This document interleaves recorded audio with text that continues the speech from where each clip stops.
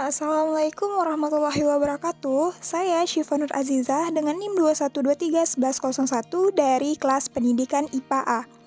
Materi yang saya ambil mengenai momentum dan impuls. Jika ada dua buah mobil yang sama memiliki kecepatan yang berbeda, maka mobil yang memiliki kecepatan yang besar akan lebih sulit berhenti. Perbandingan itulah yang disebabkan oleh momentum, karena semakin tinggi kecepatan, semakin tinggi momentumnya. Secara matematis, kita tulis dengan P sama dengan M kali V, di mana P sama dengan momentum, M massa, V kecepatan. Jadi, dapat kita simpulkan, momentum adalah ukuran kesukaran untuk menghentikan suatu benda yang sedang bergerak. Materi yang kedua yaitu impuls. Impuls adalah peristiwa gaya yang bekerja pada benda dalam waktu hanya sesaat. Impuls adalah hasil kali gaya dengan waktu. Secara matematis dapat ditulis dengan I sama dengan F kali T, di mana F adalah gaya, T adalah waktu, dan I adalah impuls. Amati gambar berikut. Dari gambar terlihat anak kecil yang sedang menendang bola, maka akan ada sentuhan antara kaki dengan bola selama beberapa waktu lamanya. Hal tersebut dikatakan sebagai impuls.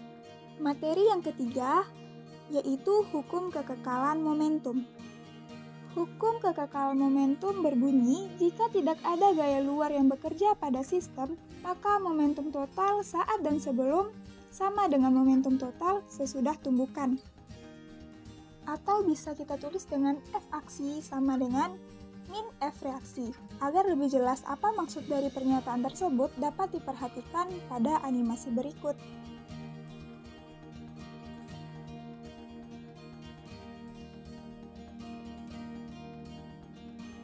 Materi yang ketiga adalah tumbukan. Tumbukan adalah suatu peristiwa di mana benda bertumbukan jenis tumbukan. Ada 3 jenis tumbukan. Yang pertama, tumbukan lenting sempurna. Yang kedua, tumbukan lenting sebagian. Dan yang ketiga, tumbukan tidak lenting sama sekali. Yang pertama, tumbukan lenting sempurna. Tumbukan lenting sempurna adalah tumbukan antara dua bola elastis yang memantul sempurna. Agar lebih jelas, amati video berikut.